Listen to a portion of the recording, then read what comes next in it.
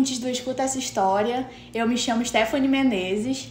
Depois de um longo tempo parados, nós estamos voltando e a gente está voltando com uma nova fase, com novas questões e com novos entrevistadores também. Essa nova fase, além de mim, tenho mais alguns colegas para apresentar aqui o nosso programa, fazer entrevistas com os nossos convidados e divulgar a pesquisa que a gente produz na universidade. Então, eu vou passar para minha colega de entrevista hoje. Olá! E aí, galera, tudo bem? Aqui é a Monize. Vai ser um prazer conduzir essas histórias aqui com vocês. E hoje a gente vai estar entrevistando o nosso colega, o Adrian. E Adrian, passa a bola para você se apresentar.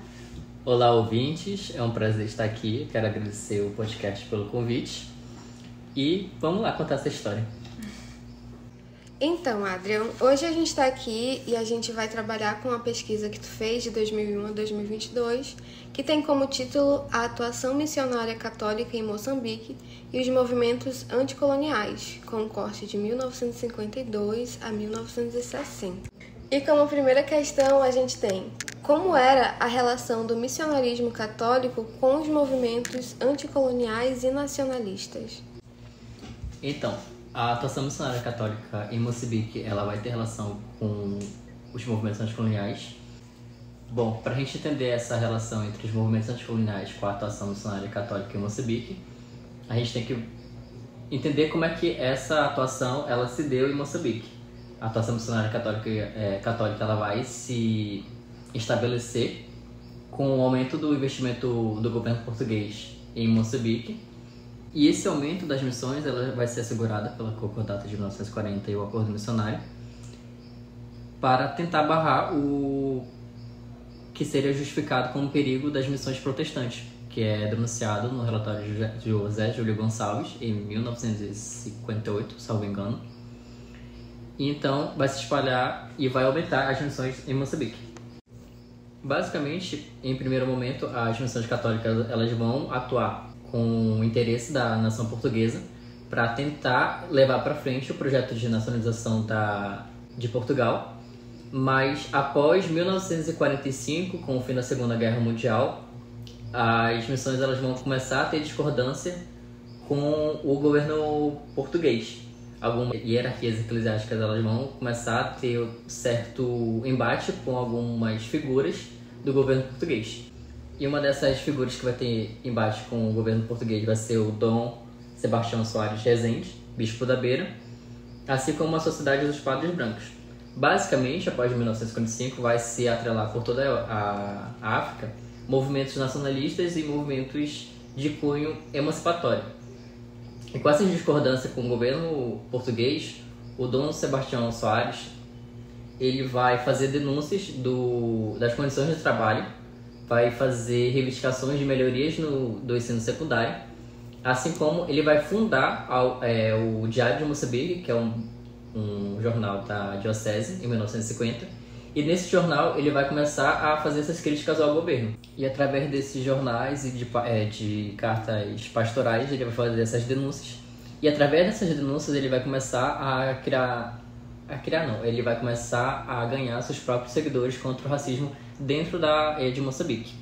E através disso ele vai começar a ter seguidores e admiradores. E a partir disso, os próprios seguidores deles, talvez membros da sua própria pastoral, vai começar a ver nele uma figura ali de cunho anticolonialista.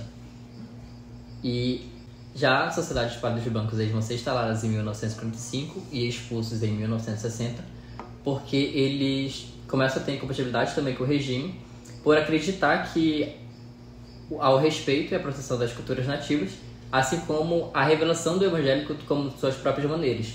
E isso vai contra o que o governo colonial queria, porque no Acordo Missionário de 1940, no artigo 14, salvo engano, a condição da atuação missionária católica em Moçambique teria que se dar através da língua portuguesa, como a língua principal e única. Só que já no caso da Sociedade dos Padres Brancos, eles vão fazer essa revelação do evangélico através das próprias línguas nativas. E então, com essa desavença com o governo colonial, eles vão ser expulsos e também vão ali criar, de certa maneira, uma força anticolonial, que depois culminaria na emancipação de Moçambique. Então, Adrian, ouvindo o que você falou, deu a entender que há um deslocamento do interesse das missões católicas, porque, a princípio, né, parecia que as missões católicas tinham o objetivo de atuarem como forças anticoloniais, mas não é verdade.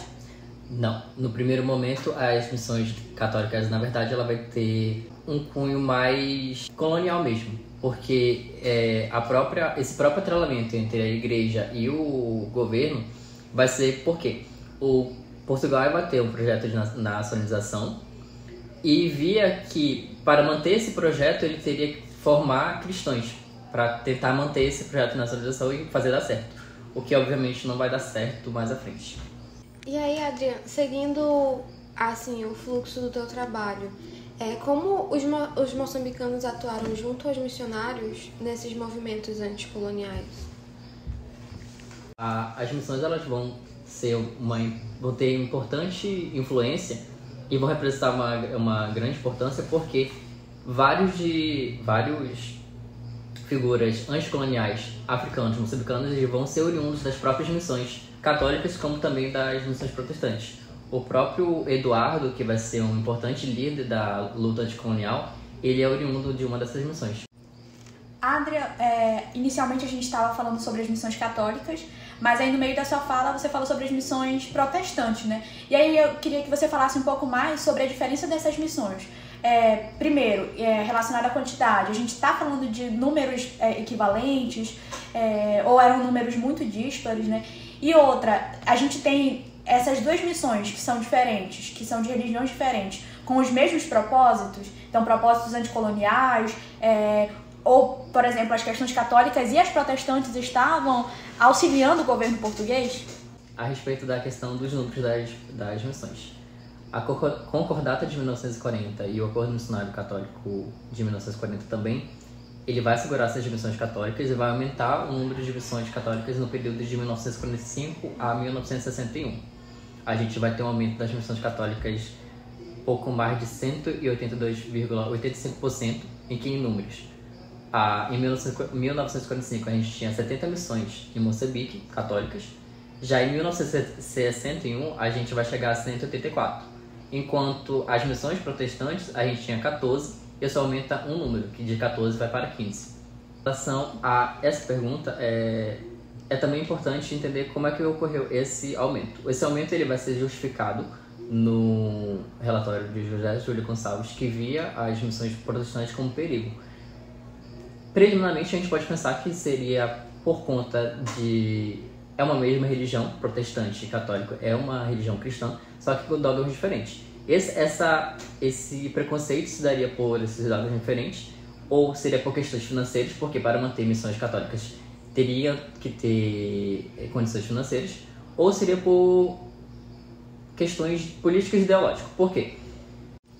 Portugal via as missões protestantes como perigo porque elas eram oriundas ali da região perto de Lourenço Marques, que hoje é a atual Maputo, que é África do Sul, Suazilândia, entre outros. E essas missões elas vinham de territórios de outras colônias, de outros países. Então, essas missões em si, elas não defendiam os interesses de Portugal. Então, obviamente, ainda que por objetivo da cristandade seja igual o objetivo das missões protestantes e católicos, não era de interesse de Portugal manter elas, porque não era do interesse das missões protestantes defender os interesses da nação portuguesa. Então, basicamente, era do mesmo interesse de cunho religioso, sim, catequizar os africanos, mas era de interesse da Igreja Católica se manter em Moçambique também para que o Papa Pio XII, em 1958, se não me engano, vai chamar de materialismo ateu.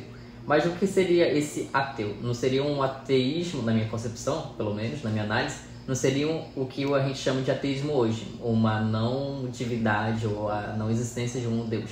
Mas seria o perigo dos africanos a se entregarem a outras religiões ou outras vertentes, como a própria presença do islamismo ou mesmo a própria presença do que a gente chama hoje de protestantismo.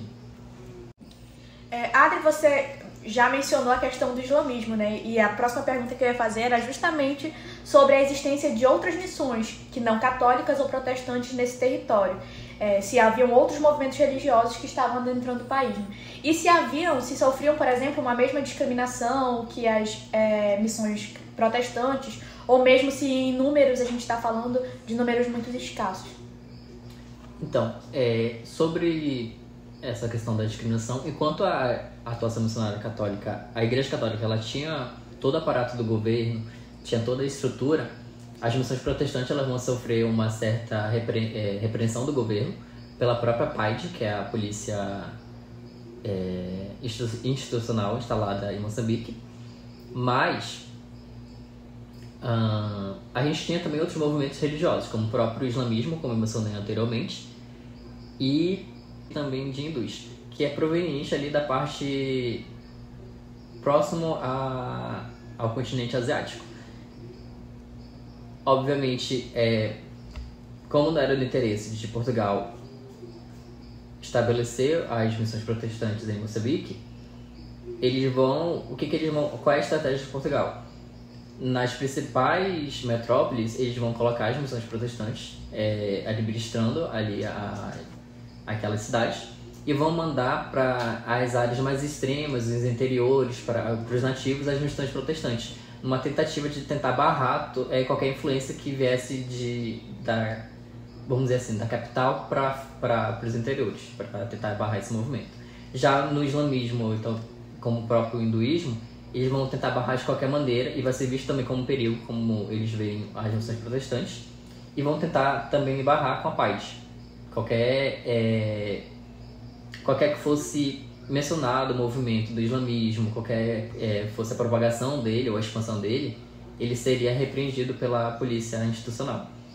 E em números, a Moçambique em 1960 tinha uma população estimada de 5.700.000, mas muçulmanos a gente tem entre 600 a 900 mil, que não é muito, mas já era visto como um perigo para o governo colonial.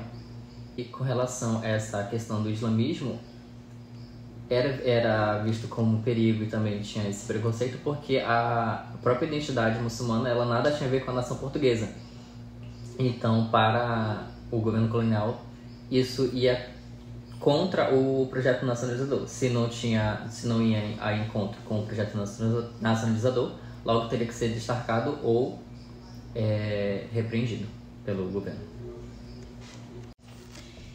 Adrian, a gente está falando sobre forças anticoloniais e eu acho que uma questão que se coloca é como que essas forças anticoloniais se manifestavam, né? Em que espaço elas se manifestavam. A gente está falando de missões e também de moçambicanos que atuavam né, em movimentos nacionalistas, mas como que se davam essas manifestações? Então, primeiramente, na minha pesquisa eu vou mapear como a primeira manifestação, como as primeiras manifestações, a própria atuação do Bispo da Beira ou da Sociedade Padres Brancos, porque eles vão usar como mecanismo, principalmente o Bispo da Beira, as cartas pastorais, que ele vai fazer críticas duríssimas contra o governo, ou como o próprio Diário de Moçambique, que é o jornal fundado por ele, na diocese, que ele também vai fazer críticas. E que um caso interessante é que em 1952, ou 58, se não me engano, ele vai fazer um certo acordo com o ministro do Ultramar, o Raul, e que ele reivindicava a melhoria no ensino secundário. E a partir desse acordo, ele firmava que em determinado local, na Beira, seria construído um colégio. Só que o ministro ele vai voltar atrás com esse acordo e vai construir um liceu. E o Bispo da Beira ele vai ficar muito revoltado, que vai se recusar a receber o ministro do Trabalho na Beira. E que depois ele vai fazer não vai fazer uma denúncia, mas ele vai atacar diretamente o ministro do Ultramar no Diário de Moçambique, e essa edição do diário vai ser reproduzido também pela PAIT. Outras formas também que vai, obviamente, a gente vai colocar a imprensa como um importante mecanismo da luta anticolonial, mas outra importante forma de luta vai se dar pela literatura. E as formas de resistência em Moçambique na segunda metade do século XX vai se dar proveniente e influenciado pelos movimentos de pan-africanismo e negritude.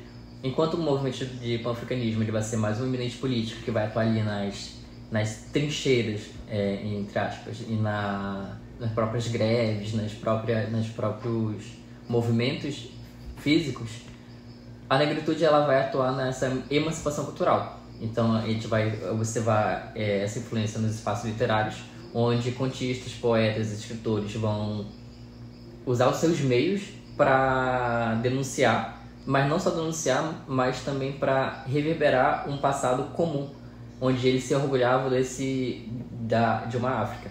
E esse passado comum ele não se dá somente, não é só limitado a Moçambique, como também a todo o continente africano. É uma certa solidariedade de uma luta só, que era barrar e derrubar o sistema colonial.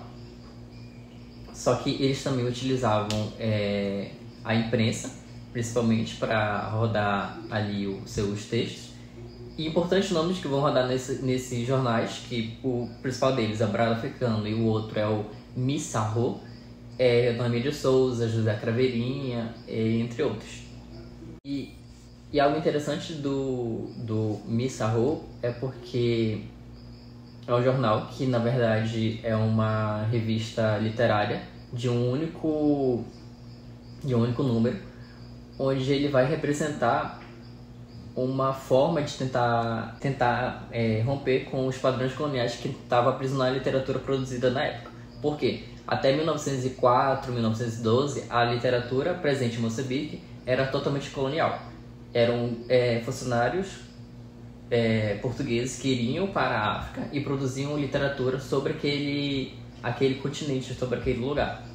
E muito dessa literatura era o que a gente hoje conhece pelos estereótipos. Um espaço de calamidade, doença, retrocesso, ou mesmo que configuravam o africano como um sujeito exótico.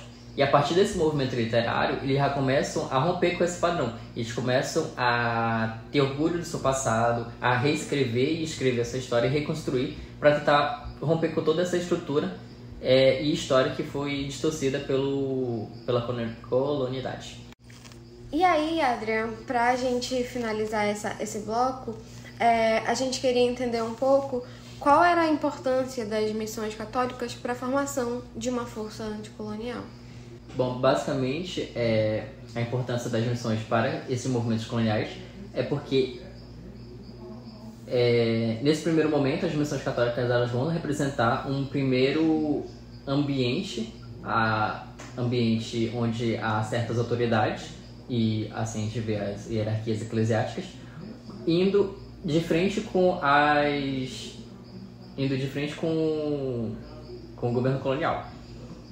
Então nisso eles vão, a partir disso vai se criar uma certa consciência emancipatória, e na própria visão do Bispo da Beira, ele fala que a emancipação de Moçambique era inevitável, então ele não teria outro caminho a caminhar a não ser com as questões locais. E visto que a emancipação era algo inevitável, a igreja ela começa a se alinhar com as questões de África. Por quê? Não era de interesse da igreja, primeiramente, defender os interesses dos sujeitos africanos, mas era seu interesse defender seus próprios interesses, na verdade. Então, a igreja via ali a emancipação como um perigo de não se manter em território africano se não apoiasse o movimento anticolonial. Porque, ainda na visão da igreja católica, os sujeitos africanos eram vistos como sujeitos exóticos a serem catequizados. E, como na própria visão do Bispo da Beira, o materialismo ateu, nada mais é do que o medo da igreja católica de perder espaços, não para um ateísmo, mas para outras vertentes ou outros credos. E, Adriane, a gente já se encaminhando para o final, a gente queria saber se tu teve alguma dificuldade com as fontes por se tratarem de fontes de outros países. Eu tive, na verdade, muita dificuldade na própria formulação do projeto, porque quando eu me interessei pela parte de estudos africanos, eu não tinha ideia de como fazer uma pesquisa ou não tinha ideia de como fazer a própria estrutura do projeto. Então eu comecei a ler teses, dissertações, artigos, e nesses artigos, quando eu encontrava sobre essas questões das missões, eu encontrava muitos acervos online. E quando eu ia tentava buscar essas fontes desses artigos, dissertações e teses, às vezes eu não encontrava.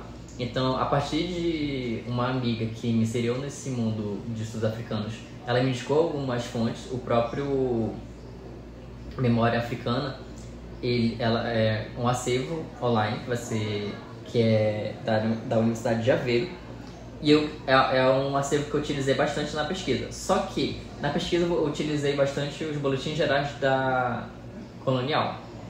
Só que é um acervo gigante. Só essa seção de boletins gerais é um acervo gigante. Então, para eu encontrar as informações que eu queria, eu tive que catalogar bastante. Catalogar, analisar, ler muito. E cheguei a ler até fontes em outras línguas, porque só no boletim gerais tinha em português, inglês, francês, todo tipo de fonte eu encontrei. Então, a partir de outras leituras também, de outros artigos, para a questão de levantamento bibliográfico, eu encontrei um outro acervo de uma universidade de Moçambique que eu consegui ter números exatos do que eu precisava para tentar responder as minhas próprias questões. Então, assim, é muito complicado trabalhar com o acervo de outros países, mas é isso. E pensando sobre essa questão da escassez de fontes para se trabalhar a historiografia africana, a dificuldade, eu pensei a priori, no primeiro momento, quando eu formulei o projeto, em criar um banco de dados com essas fontes para tentar armazenar ali e tentar colocar com mais facilidade o encontro dessas fontes. Não deu muito certo porque não teria estrutura para isso, atrasaria mais o projeto, mas é algo que eu ainda penso em fazer. Eu tento fazer também no meu segundo e no terceiro PIBIC. Então, Adri, como é um podcast sobre iniciação científica, a gente queria saber também como tu acha, ou se tu acha que fazer iniciação científica afetou a tua formação, ou de qual forma a iniciação científica afetou a tua formação. Bom, quando eu comecei a fazer iniciação científica, no primeiro momento, quando eu pensei em formular o projeto, eu não tinha ideia de que era uma pesquisa, eu não tinha ideia de como se escrevia historiograficamente. Então, tudo que eu sei hoje de história não foi somente por conta das disciplinas de historiográfica, mas foi por conta da minha pesquisa mesmo. Eu comecei a ler mais sobre outros historiadores, comecei a ter acesso a outro tipo de linguagem. Então, se observarem a minha linguagem do meu primeiro PIBIC, é totalmente diferente do terceiro pro segundo pro terceiro, porque a gente amadurece a partir da pesquisa.